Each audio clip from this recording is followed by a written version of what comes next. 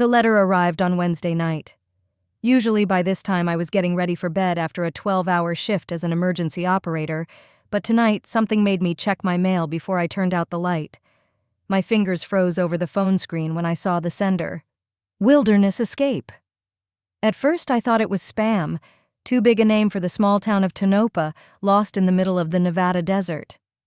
Dear Miss Pryor, the email read, we are thrilled to hear about your podcast, Surviving the Desert. Our company is in the business of organizing premium wilderness tours, and we are interested in working with you. We invite you to meet us at our San Francisco office on Friday the 15th. All flight and lodging expenses will be covered. Your ticket will be waiting for you at the Las Vegas airport. I reread the email 3 times before I believed it wasn't a joke. My little podcast, which I'd been recording in my closet with pillows for soundproofing, had been noticed. Not just noticed, they wanted to pay for my expertise. They were offering me, the girl my family thought was a useless dreamer, a contract. The silence of our house pressed on my ears. In the next room, Mercy, my older sister, who never missed a chance to remind me that I was a loser, was snoring. An emergency dispatcher in Tonopah? Seriously, Reagan? Even you must have higher ambitions.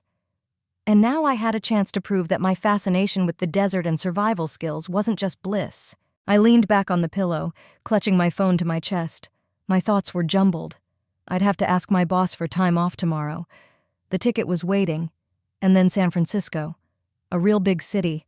Not this dusty hole where you know every stone and every face. I couldn't sleep. I imagined telling Mercy about the contract when it was signed, how I'd stop hearing her condescending comments about how, at 25, it was time to get a normal job and a decent boyfriend instead of being stuck in the middle of nowhere. Morning came all too quickly. I woke up with a headache but full of determination. I got to work an hour early so I could talk to Esther, my boss, before my shift started. Esther Holliday, a woman in her 50s with a mop of gray hair gathered in a careless bun, listened to my request for 2 days off without question. She always appreciated my work. I was never late, took extra shifts, and knew the protocols like the back of my hand. A friend's wedding in San Francisco? She asked, adjusting her glasses. Of course, Reagan. You deserve a vacation. Curly will fill in for you. I nodded, feeling a twinge of conscience at the lie. But to tell the truth was to risk the possibility that I might come back empty-handed. Then I'd be ridiculed. The day dragged on endlessly. I took calls, sent teams to people with heart attacks, lost hikers, and car accident victims. Just a normal day in Tonopah. Only now every conversation seemed like a countdown to my own rescue. In the evening, I quietly packed a small bag, hoping Mercy wouldn't notice. She worked at the city's only travel agency, a prestigious position by Tonopah standards. Anyone who wanted to visit Death Valley or other local attractions passed through her. The job gave her a sense of power that she reveled in, but Mercy was working late today, and I was hoping to sneak out unnoticed early in the morning, leaving a note about a friend's wedding. The plan was perfect: a bus to Las Vegas, then a plane, plain and simple. I stashed my bag under my bed and went to bed, setting my alarm for 4 a.m. Outside the window, the wind raced sand down the deserted street, and somewhere in the distance a coyote howled, the familiar sounds of Tonopah, soon to be replaced by the noise of the big city. The alarm clock rang too early. I turned it off, afraid to wake Mercy, and tiptoed into the bathroom. The cold water washed away the remnants of sleep. I stared at my reflection-brown hair pulled back into a sloppy ponytail, brown eyes with dark circles from sleep deprivation, pale skin that never tanned despite the hot Nevada sun. You can do this, I whispered to my reflection. This is your chance. I got dressed, trying not to make any noise. Jeans, t-shirt, jacket. Nothing fancy, but clean and tidy. I pulled my bag out from under the bed and snuck into the kitchen to leave a note. Gone to Tamsin's wedding in SF. I'll be back on Sunday. R. Brevity is the sister of talent and the daughter of fear. I had already grabbed the front door handle when a voice came from behind me that always made my stomach chill. Where do you think you're going this early? Mercy stood in the kitchen doorway, arms crossed over her chest. Her blonde hair was disheveled from sleep, but her gaze was as sharp as ever. Unlike me, she'd inherited her mom's blue eyes and tall stature. "Tamsin's wedding is in San Francisco," I answered, trying to keep my voice steady. "The bus is in 40 minutes. Tamsin Wells?" Mercy squinted. "The one who worked at the library? And why haven't I heard anything about that?" "Because you're not interested in my friends." I shrugged, gripping the handle of my bag tighter. "And how are you going to get to San Francisco? It's not a neighboring city, you know." "A bus to Vegas, then a plane." I was getting nervous. Every minute of conversation was bringing me closer to being late. Mercy stepped closer, giving me an appraising look. "And where did you get the money for the plane? Last time I checked, emergency operators aren't swimming in gold." "Tamsin sent the ticket," I lied. "Look, I'm late. I'll talk to you when I get back." I reached for the door, but Mercy was faster. She grabbed my bag and opened it, ignoring my protests. "What are you doing? That's my stuff." "Checking to see if you're taking anything valuable out of the house." Her voice was full of venom. "You've been a little jumpy lately. Maybe you've started taking those pills again." I snatched the bag out of her hands, feeling the blood rush to my face. The pills. Always pills. I tried prescription antidepressants once in high school, and Mercy still used it against me.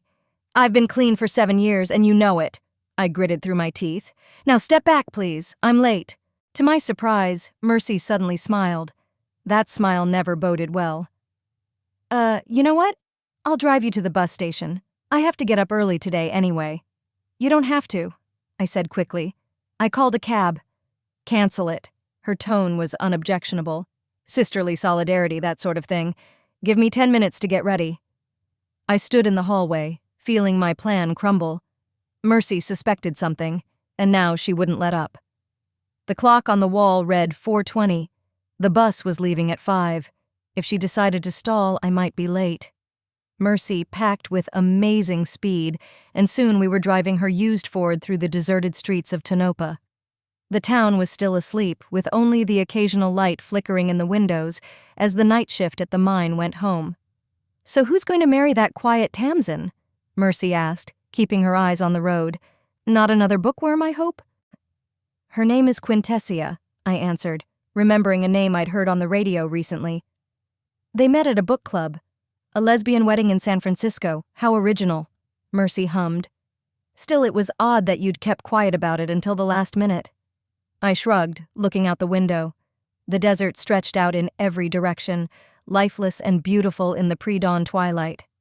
Somewhere out there, beyond the hills, were the beginnings of my roots for my podcast, places where I recorded survival tips, talked about edible plants and ways to navigate by the stars.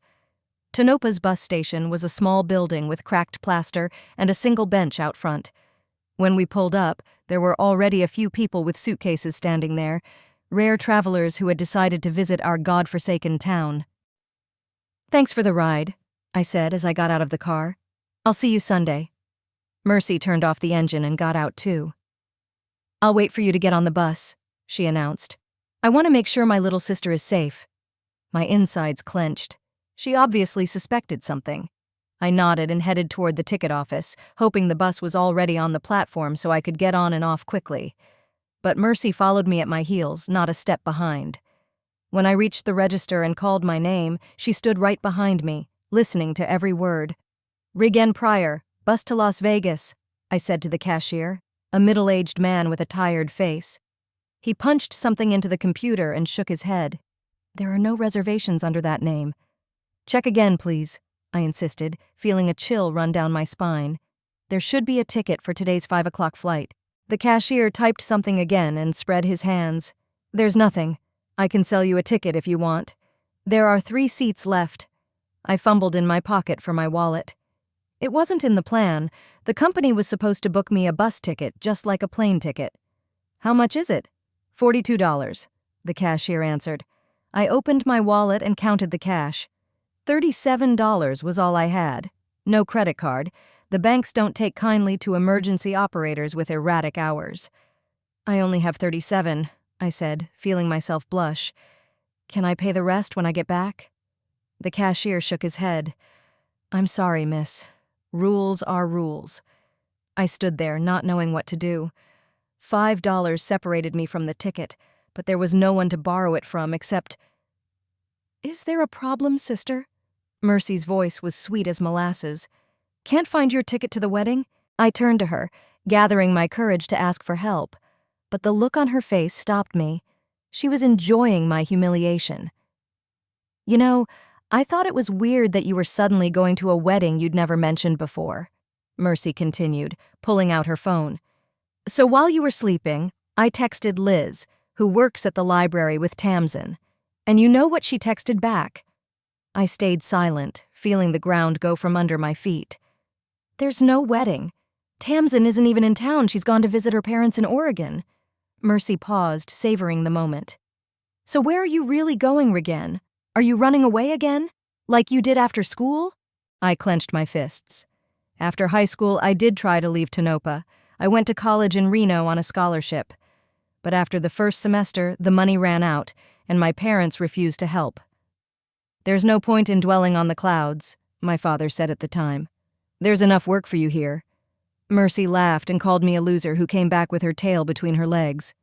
"I'm going to San Francisco on business," I said, deciding not to lie anymore. "It was all about me." Mercy laughed. "Business? You?" She gave me a scornful look. "Who needs you there? What do you know besides answering panic calls?" I felt a wave of anger rising in me, but I held it back. This isn't the time or place to get into a fight. The important thing right now is getting to Las Vegas. "Mercy, I need $5 for the ticket," I said as calmly as I could. "I'll pay you back when I get my paycheck." Mercy pretended to think, tapping her finger on her chin. "Maybe I should just take you to Vegas, if it's that important." "No, thanks," I replied quickly. "Just lend me the money and I'll take the bus." "No way," Mercy shook her head. "I want to know what you're doing in San Francisco, and since you won't talk, I'll find out for myself." She pulled $5 out of her purse and handed it to the cashier. "One ticket to Las Vegas for my sister, please, and one for me." I went cold, just what I needed. Mercy following me all the way to San Francisco. "You don't have to come with me." I tried to talk her out of it. "You have work." I took the day off. Mercy shrugged. "The advantage of working at a travel agency is that you can leave whenever you want, especially when you're the best employee." The cashier gave us our tickets, and we walked out to the platform. The bus was already there. Old but clean, with Greyhound written on the side. The driver accepted our tickets and helped us load our bags. I sat by the window. Mercy sat next to me. When the bus started, she turned to me with the same fake smile. "So we have a 4-hour drive ahead of us. Enough time for you to tell me what's really going on." I stared out the window at Tonopah floating away, the only home I'd known all my life, the city I'd dreamed of leaving but which always pulled me back like a swamp. "I've been offered a job," I finally said, or rather a contract, in San Francisco. Mercy laughed. "You did? What kind of job?" "It has to do with my podcast," I answered without going into detail.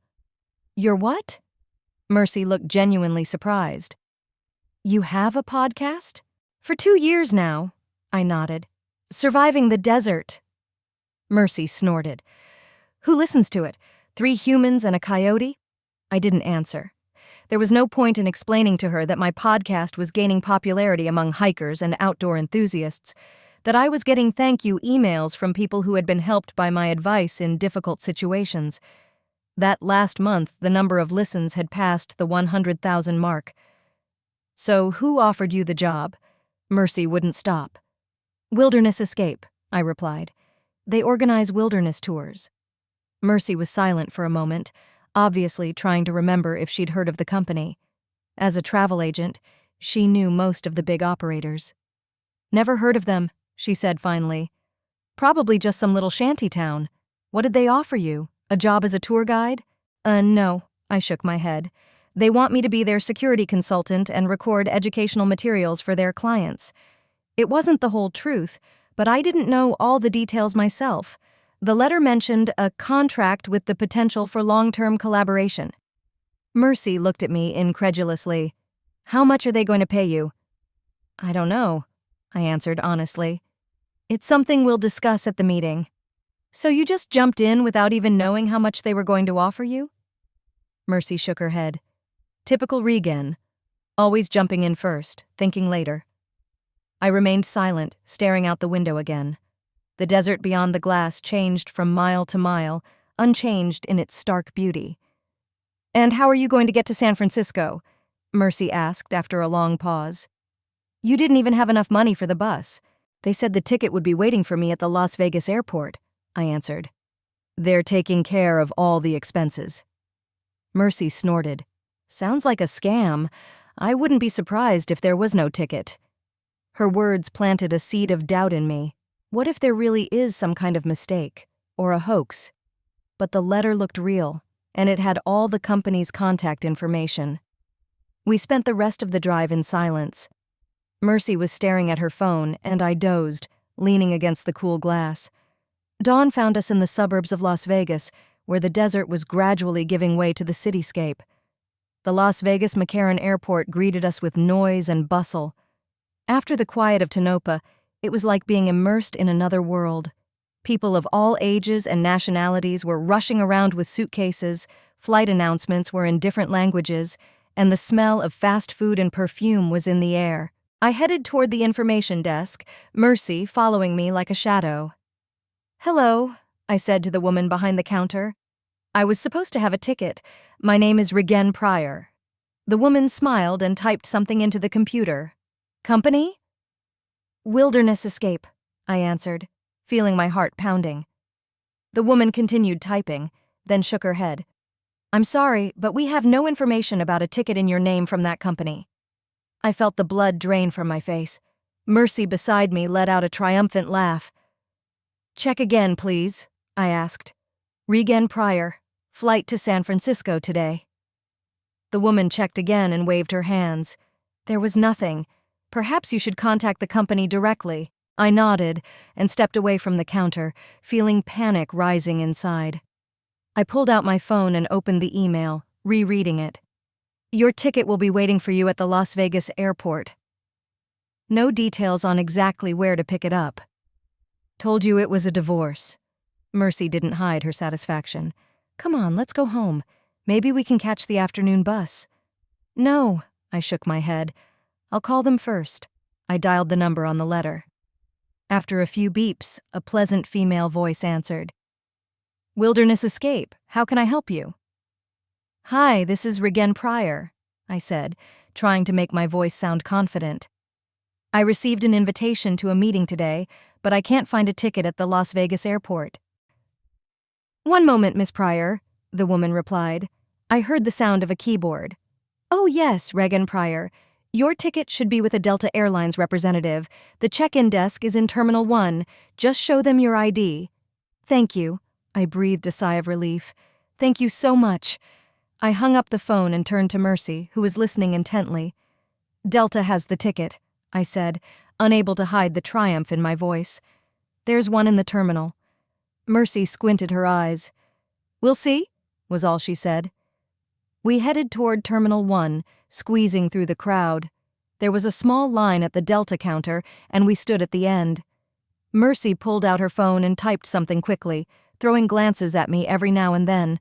I stood at the check-in counter, nervously clutching my tattered passport in my hand.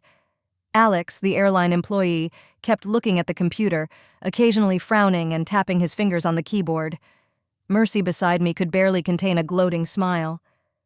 "I'm sorry, but I don't see a reservation in your name," Alex finally said, spreading his hands. "Are you sure this is a Delta flight?" "Yes," I nodded, feeling the panic rising inside me again. "I was told the ticket would be here. Here's an email from the company." I opened the email on my phone and showed him the letter. Alex read it carefully and turned to the computer again. "Wilderness Escape," he muttered.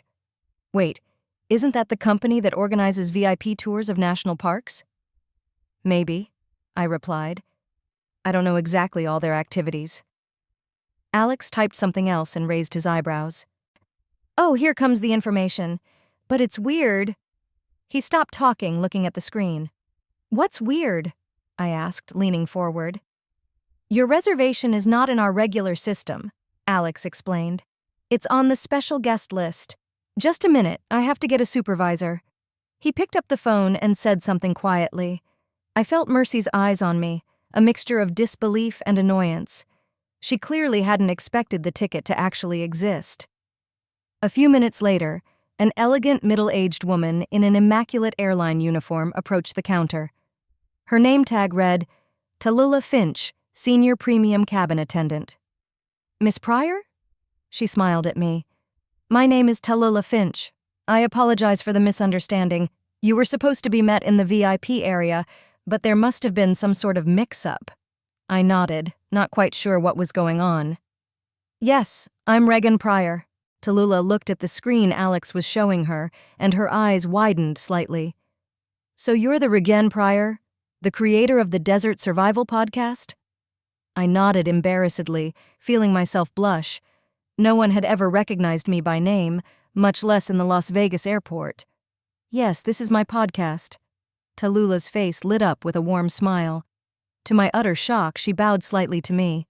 It's an honor to meet you, Miss Pryor. Your luggage, please. I held out my small travel bag to her, still not believing what was happening. Is that all of it? Tallulah asked. Great, follow me. We'll go through the VIP terminal. It'll be faster. Wait, Mercy intervened, stepping forward. I'm her sister. I'm going to San Francisco, too. Tallulah gave her a professional look.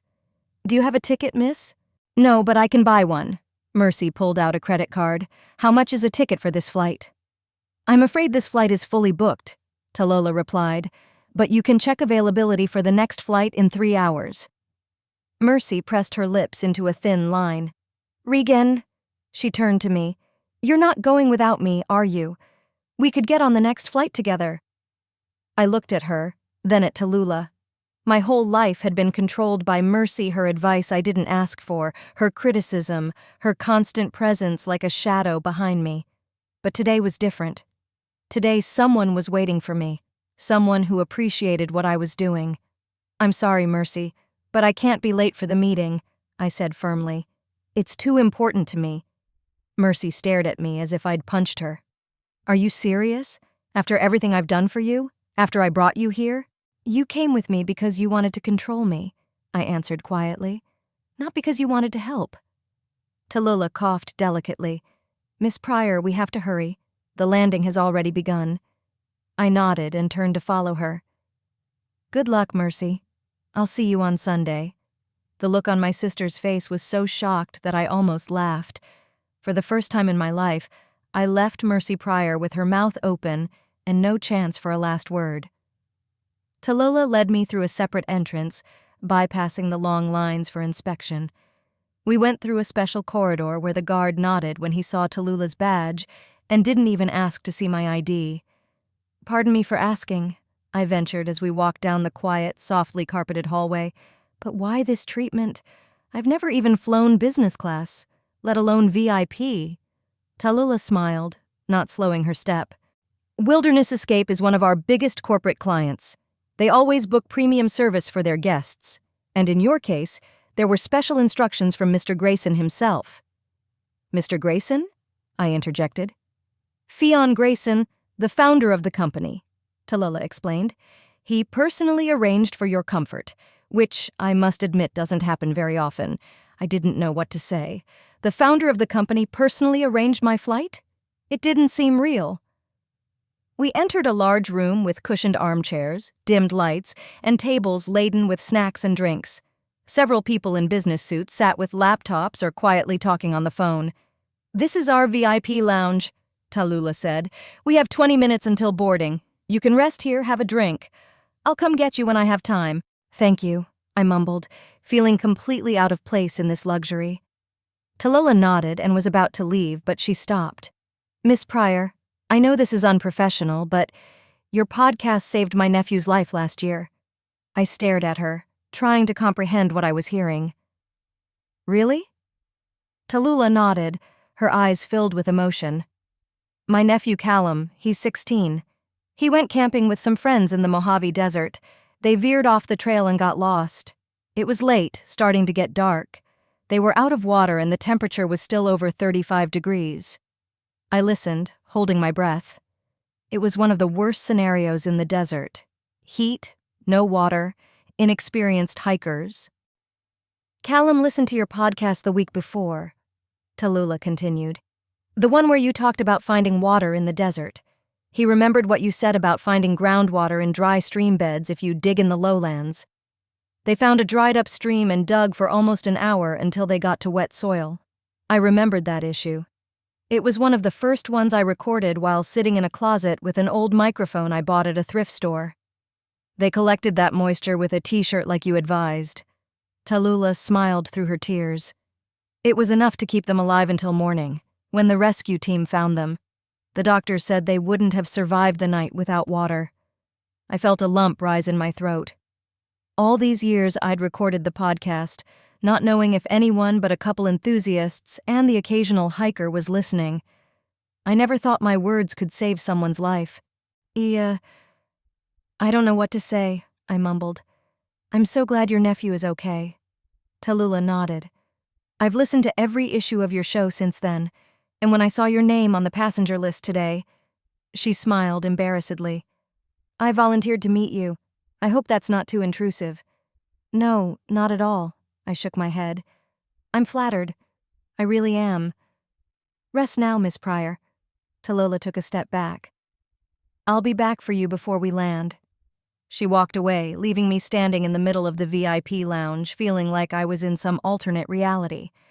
Regan Pryor, the girl from Dusty Tonopah that even her own family didn't take seriously, was standing in the VIP area of the Las Vegas airport, and people were thanking her for saving their lives. I slowly lowered myself into the nearest chair, feeling weak in my knees. Perhaps this was all a dream, and I was about to wake up in my little room in Tonopah to the sound of my parents arguing in the kitchen. But it wasn't a dream.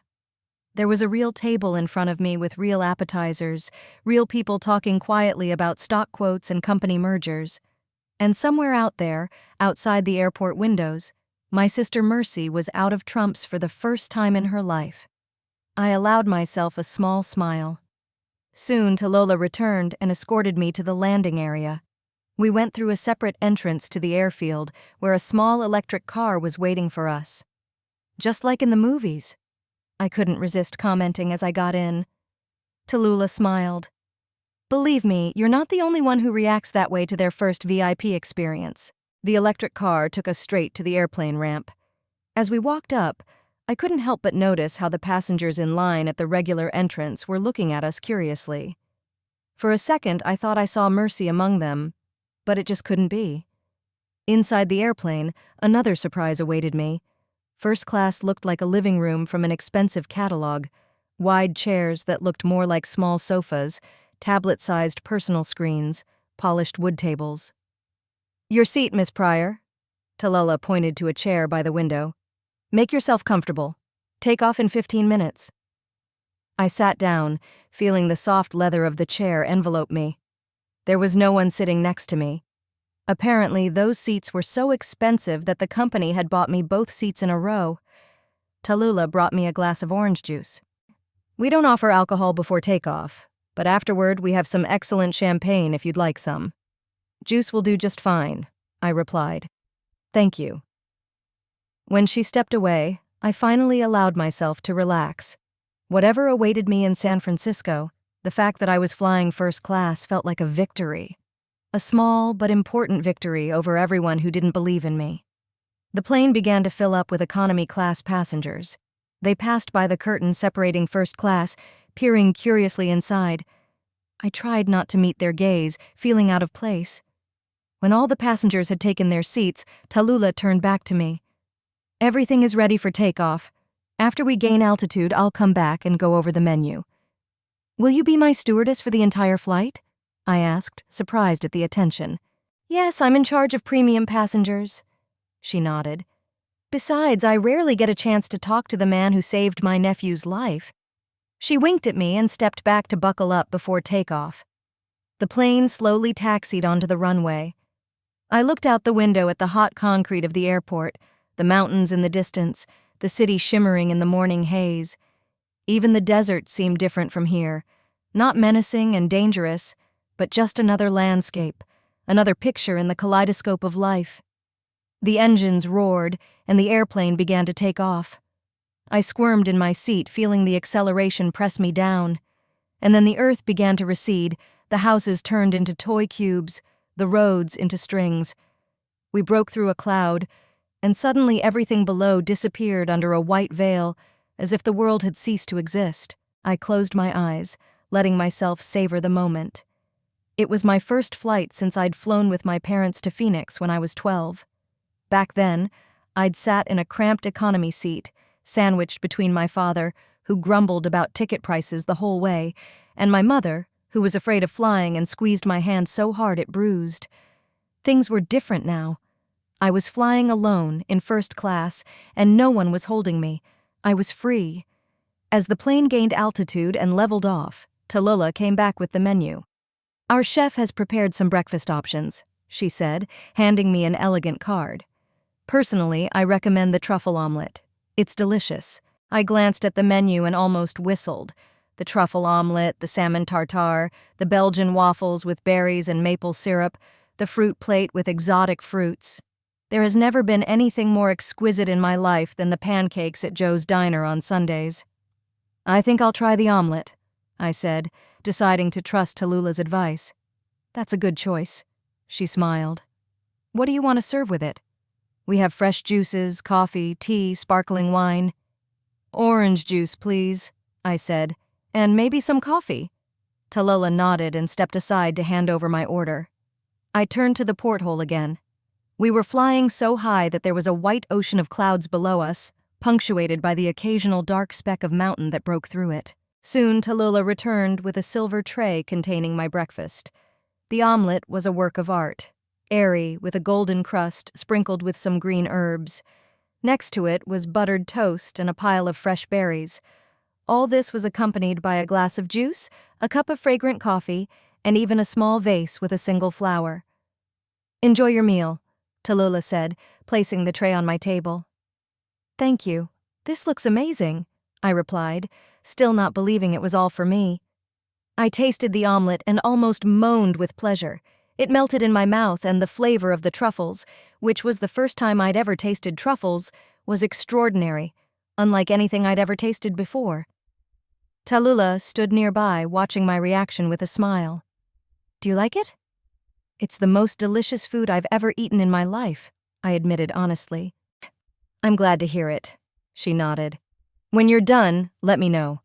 I'll replace the tray with a clean table, and if you want, we can talk. I'm taking a little break right now." I nodded enthusiastically. I was interested in learning more about her nephew and how he used the tips from my podcast. I finished my breakfast, savoring every bite. When Tallulah took the tray away, I felt like I had just been in another world, a world where food wasn't just a means to satisfy hunger, but an entire ritual full of flavors and aromas. Tallulah came back and sat in the seat across from me.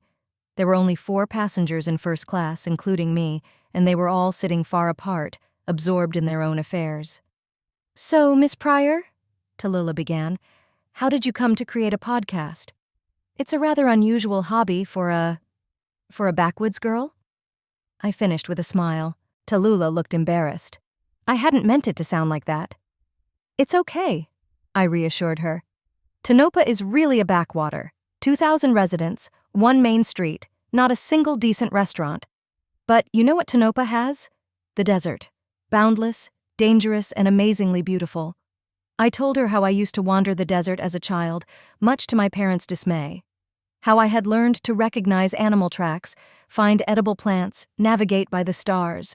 How the desert became for me not an enemy, but a friend who harshly but fairly teaches you how to survive. "The podcast started by accident," I continued. 2 years ago, we had a series of deaths in the desert, hikers who deviated from the route and died of dehydration. I wrote several articles with survival tips for the local newspaper, but no one paid attention to them. Then I decided to try a different format. Tallulah listened without interrupting, with genuine interest in her eyes. I recorded the first issues on an old phone, sitting in a closet for better acoustics. I grinned, remembering how ridiculous that was. I put them on free hosting, not really hoping anyone would listen. But then I started getting emails from people who felt more confident about hiking thanks to my advice. Then there was the case of the lost family who remembered my advice on how to find the north direction without a compass and were able to get to the road. "How did you learn all this?" Tallulah asked. "Do you have a special education?" I shook my head. "Just life experience and lots of books.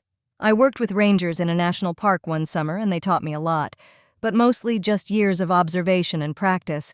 The desert doesn't forgive mistakes, so I was a quick study." Tallulah nodded. "My nephew Callum, he's a fast learner too. After that incident, he became a real survivalist. Even signed up for the Scouts, can you believe it?" I smiled, imagining a teenager inspired by his own rescue story. "Tell him I'm really glad he's okay, and that I'm proud that he wasn't scared and remembered what to do in a critical situation. Not every adult can do that, let alone a teenager." "I'll be sure to tell him." Tallulah hesitated for a moment. "Actually, I have a favor to ask. Callum would be thrilled if you recorded a short video greeting for him." "Sure, if it's not too much trouble." "I'd love to," I agreed.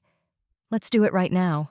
Tallulah pulled out her phone, and I recorded a short message for Callum, praising his ingenuity and inviting him to listen to my new releases. When we finished, Tallulah was so moved that I was afraid she was going to cry. "Thank you," she said, putting the phone away. "He's going to be over the moon." "It's the least I could do," I replied sincerely. Our conversation was interrupted by the captain's announcement that we were beginning our descent before landing in San Francisco. Tallulah apologized and left to prepare for landing. I turned to the porthole again. The clouds parted and San Francisco appeared below, sprawling over the hills, with the sparkling water of the bay, the famous Golden Gate Bridge, and the skyscrapers in the center of the city. It was a very different world from dusty Tonopah with its single main street. The plane landed smoothly, and soon we were taxiing toward the terminal. Tallulah came up to me. "Miss Pryor, a representative from Wilderness Escape will meet you at the gate. You can get off first, so don't worry about the other passengers." "Thank you for everything, Tallulah," I said sincerely. "This has been an unforgettable flight." "It was an honor to serve you," she smiled. "And thank you again for what you do. Your podcast truly saves lives." When the plane stopped at the gate, Tallulah escorted me to the gate. I was the first passenger off the plane. Waiting for me in the tunnel leading into the terminal was a young man in a strict suit with a sign that read, "Regan Pryor." "Welcome to San Francisco, Miss Pryor," he said with a professional smile. "My name is Jarvis, and I'm a representative of Wilderness Escape. Mr. Grayson is looking forward to meeting you." I turned around to say goodbye to Tallulah, but she was already back on the plane. All that was left was to follow Jarvis into a new, unknown chapter of my life that began with a flight attendant's bow and an invitation to a world I had only dreamed of before. Jarvis led me through the San Francisco airport terminal with the confidence of a man for whom meeting VIPs was a regular occurrence. I could barely keep up with his wide stride, looking around. The airport was huge, glassy, and light-filled, not at all like the tiny Las Vegas terminal, let alone the dusty Tonopah bus station. "Mr. Grayson wanted to meet you in person," Jarvis said, deftly maneuvering between the streams of passengers, "but he was held up in a morning meeting. He'll join us in the office." "The office?" I questioned. "I thought the meeting was at the airport." Jarvis smiled. "No, Miss Pryor. We have a full presentation scheduled at the company's headquarters. The car is waiting."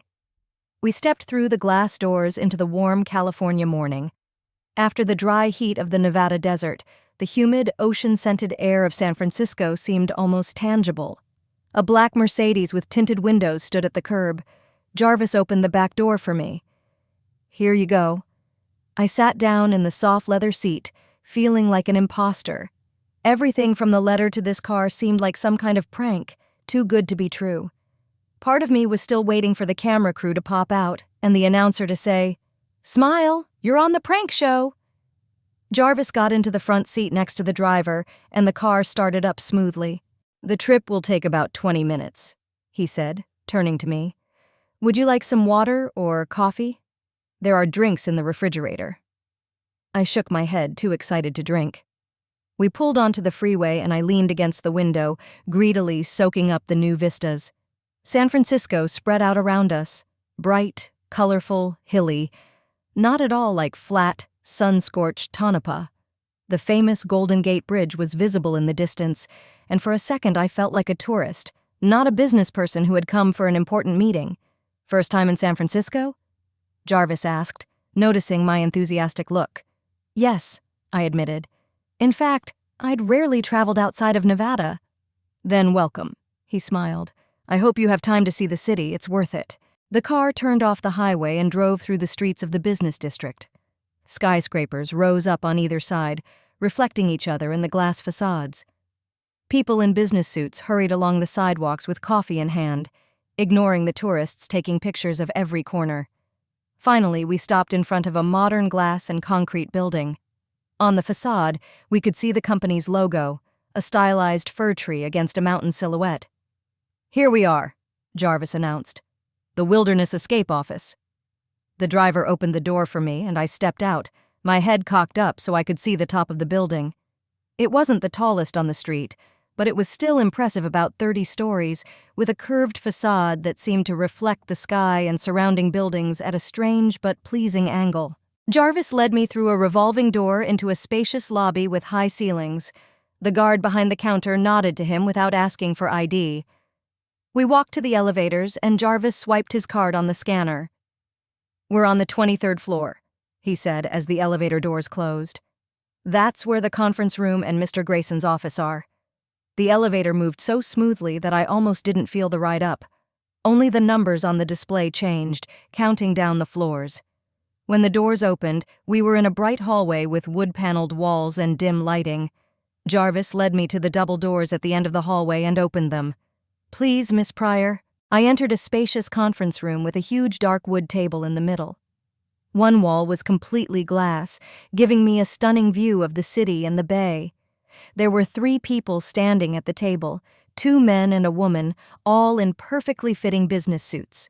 When I walked in, they turned to us. "There's our star!" exclaimed a tall, gray-haired man, stepping toward me with his hand outstretched. "Regan Pryor, it's a pleasure to finally meet you in person. I'm Fionn Grayson." I shook his hand, feeling my mouth dry.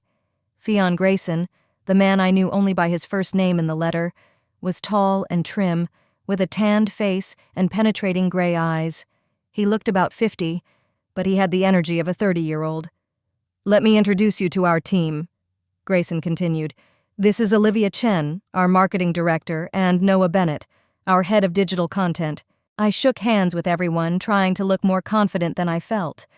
Olivia, a slender Asian woman with a short haircut, smiled warmly and sincerely at me.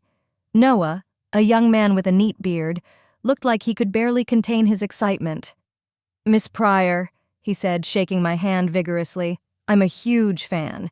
Your podcast is a real treat, especially the one about the poisonous plants of the desert. Genius," I smiled embarrassedly, not used to such frank praise. "Thank you, that's nice to hear." "Have a seat." Grayson pointed to the chair at the head of the table. "I'm sure you've had a long day. Coffee? Water?" "Water, please," I replied, taking a seat. Jarvis, who had been standing by the door, walked over to a table in the corner and poured me a glass of water. "So, Miss Pryor," Grayson began, sitting down across from me, "you must be wondering why we invited you here." "The letter mentioned some kind of contract," I answered cautiously. "Exactly," Grayson nodded. "But first, let me tell you a little about our company and why we're interested in you." He made a gesture with his hand, and Olivia pressed a button on the remote. The lights in the room dimmed slightly, and a projection of the Wilderness Escape logo appeared on the wall behind them. "Wilderness Escape was founded 10 years ago," Grayson began. "Our mission is to give people the opportunity to safely explore the wildest and most beautiful places on our planet. We started with 3 trails in U.S. national parks. Today we have over 100 destinations around the world, from the Amazon to the Himalayas." The slides on the screen changed, showing spectacular scenery and groups of happy hikers in camping gear. "Last year we launched a new direction, educational content," Grayson continued. "Video courses, podcasts, books about wilderness survival, and that's where you, Miss Pryor, come in." He nodded to Noah, who took the floor. "We were looking for a wilderness survival expert for our new series. Someone with experience, knowledge, and, importantly, The ability to convey information in plain language. We listened to dozens of podcasts, watched hundreds of videos, and then I came across Desert Survival.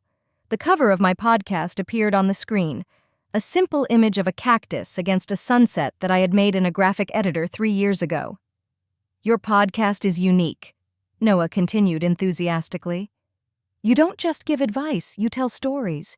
You don't intimidate listeners with the dangers of the desert. You teach them to respect and understand it. That's exactly what we were looking for. I listened with bated breath. Did they really think so highly of my work? A podcast I recorded on a cheap microphone in my closet sitting on the floor among my clothes? But we were most impressed with the stats. Olivia stepped in, taking the remote from Noah. Take a look. A graph appeared on the screen. A line that started at almost 0 gradually rose and then rose sharply. That's the number of listens to your podcast over the last 2 years, Olivia explained. As you can see, there was a spike about 6 months ago. Do you know why? I shook my head. I knew the number of listeners was growing, but I'd never seen the exact statistics. Because your podcast saved the lives of a group of hikers in Death Valley, Olivia said. The story hit the news and people started looking for you. In the last 6 months, your podcast has racked up over 3 million listens. I felt the room swim before my eyes. 3 million? That was impossible. I thought I had a few thousand listeners, tops. Yeah, I didn't know, I mumbled. I don't have access to the full statistics, just the basics. Grayson nodded understandingly. The platform where you host your podcast isn't the most transparent in terms of statistics, but believe me, Miss Pryor, you've become a sensation in certain circles. Travel forums, outdoor communities, everyone is talking about that girl from Nevada who knows the desert like the back of her hand. I didn't know what to say. The idea that somewhere out there, outside of Tonopah, I was known and appreciated by millions of people seemed absurd. And here we come to the point, Grayson straightened in his chair. Miss Pryor, we'd like to offer you a contract. An exclusive contract to create educational content for Wilderness Escape. Podcasts, video courses, possibly a book. Complete creative freedom, our technical and marketing support, and importantly, he paused and looked me straight in the eye. A 6-figure sum, $300,000 for the first year, with an option to extend and increase the fee depending on the success of the project. I felt the blood drain from my face. $300,000? That was more than I'd earned in my entire life. More than I could make in 10 years as an emergency operator in Tonopah. That's a very generous offer, I squeezed out, trying to collect my thoughts. But I'm not sure what you expect me to do. I'm not a professional survival instructor. I don't have any degrees or certifications.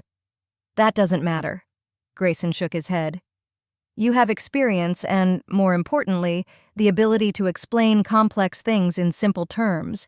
You talk about desert survival in a way that even a city dweller who has never left the comfort of an air-conditioned room will understand and remember your advice. Plus, Olivia added, your story is inspiring in its own right.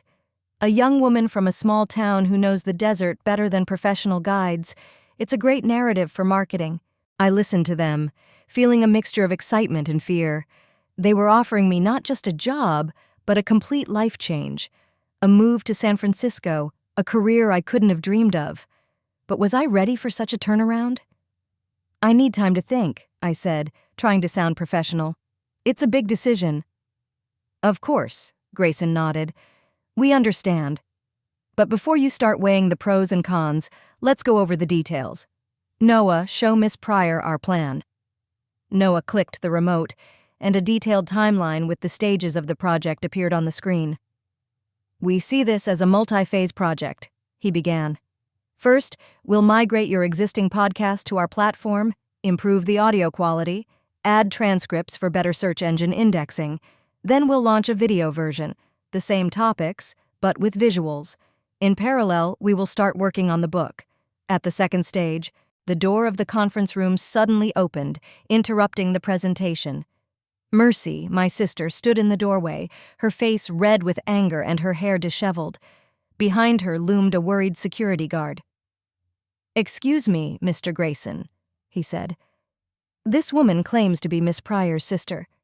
She somehow got through the guards downstairs. I stood up, not believing my eyes. Mercy? How did you end up here? Mercy ignored my question, looking around the room with an appraising gaze. Her gaze lingered on the projection with the six-figure contract amount, and her eyes widened. So that's what this is all about, she said with a fake laugh. My little sister decided to play big business. Grayson stood up, maintaining impeccable politeness. You must be Mercy Pryor. Your sister mentioned she has relatives in Tonopah. I'm Fionn Grayson, founder of Wilderness Escape. He held out his hand, but Mercy ignored it, continuing to stare at me. 300,000? Really, Regan? You really think you're worth that kind of money? Her voice oozed sarcasm. These people apparently don't know you like I do. I felt myself blushing. All my life, Mercy had a way of making me feel insignificant with one phrase. Little, stupid, incapable Regen who needed her big sister to make decisions. Miss Pryor, Grayson interjected, and I didn't immediately realize he was addressing Mercy. We're in the middle of a business meeting. If you want to talk to your sister, you can wait in the waiting room. Oh, I'm not going anywhere. Mercy crossed her arms over her chest. I want to hear you explain why you're willing to pay that kind of money for my sister, who doesn't even have a college degree, let alone any qualifications. There was an awkward silence in the room. Olivia and Noah exchanged glances. Jarvis shifted nervously from foot to foot. Only Grayson remained unruffled. Miss Pryor, he turned to Mercy again, your sister's qualifications are proven by the millions of people who listen to her podcast and apply her advice. In our business, that's valued far more than diplomas and certificates. Mercy snorted. Millions? You've been misled. Only a couple hundred people listen to her, and that's out of pity. Actually, Olivia interjected, picking up a clipboard with a graph, we have the exact statistics. 3,200,000 listens in the last 6 months, 800% audience growth. Those are impressive numbers even by the standards of major media projects. Mercy was speechless for a second, staring at the graph. Then her face contorted again. It's still some kind of mistake. Regan can't... She's not capable of... What am I incapable of, Mercy? I finally spoke, feeling a wave of anger rising inside me. Finish the thought. Mercy turned to me and I saw something new in her eyes. Fear. Fear that her little sister was suddenly not the helpless girl to be bossed around. You're not capable of making your own decisions, she blurted out. You're always messing things up. Remember college? Remember your relationship with Levi? Remember... Enough. I held up my hand, stopping the flow of words. All my life you've been telling me I'm worthless. That I can't, I don't know, I'm not capable. But you know what? These people, I put my hand around the room, think otherwise. And so do millions of listeners. I took a deep breath, feeling the weight I'd been carrying for years fall away. I'm not that scared little girl anymore, Mercy. I've grown up. And yes, I can make my own decisions, including deciding on a $300,000 contract. Mercy went pale. You can't just up and leave Tonopah. What about Mom and Dad? What about me? Who's gonna, take care of you? I finished for her. Clean the house? Cook dinners when you're working late? Listen to you lecture me about what a loser I am? I shook my head. It's over, Mercy. I'm not living someone else's life anymore. I have my own. And it's just beginning. There was silence in the room. Mercy stood there, opening and closing her mouth like a beached fish. For the first time in her life, my older sister didn't know what to say. I think you'd better leave, Miss Pryor, Grayson finally said, turning to Mercy. We still have a lot of contract details to discuss. He nodded to the guard who was still standing in the doorway. He stepped forward, ready to escort Mercy to the exit. This isn't over, Regan, Mercy said before turning toward the door. You're going to regret this. You always come back. You always do. She let the guard lead herself out and the door closed behind them. There was an awkward silence in the conference room. I apologize for that, I said, feeling my cheeks burn with shame. My sister, we have a complicated relationship. Grayson waved his hand. Don't apologize. Family drama is part of life. Believe me, I've seen worse. He smiled. As for the contract, Is your answer still, I need to think about it? I looked at the projection with the number $300,000, at the graph with millions of auditions, at the faces of the people who believed in me more than my own family. Then I remembered Tonopah, the dusty streets, the hot days, Mercy's endless nagging, my parents' disappointed looks. The choice was obvious. My answer is yes, I said firmly. I accept your offer. Grayson smiled broadly and held out his hand to me. Welcome to the team, Regan Pryor. I'm sure this is the beginning of a wonderful partnership. I shook his hand, feeling the confidence growing inside. For the first time in my life, I wasn't making a choice out of fear or a sense of duty, but because I really wanted to. I had chosen me. When can I start? I asked. How about right now? Noah suggested enthusiastically.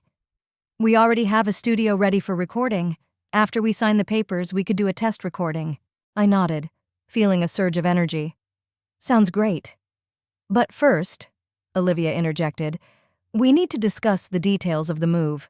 The company will pay for your housing in San Francisco for the first 3 months until you get settled in.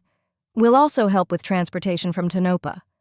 I don't have much stuff, I admitted. Mostly books and some clothes. That's easier, Olivia smiled. We can get organized as soon as next week. Next week, so soon. The thought of leaving Tonopah for good in a few days gave me a strange feeling, a mixture of elation and slight sadness. This was my home after all, no matter how hard it was. There's one more thing, Grayson said, looking at me carefully. Your sister. From what we've seen, she could be trouble. Are you sure you're ready for that? I wondered.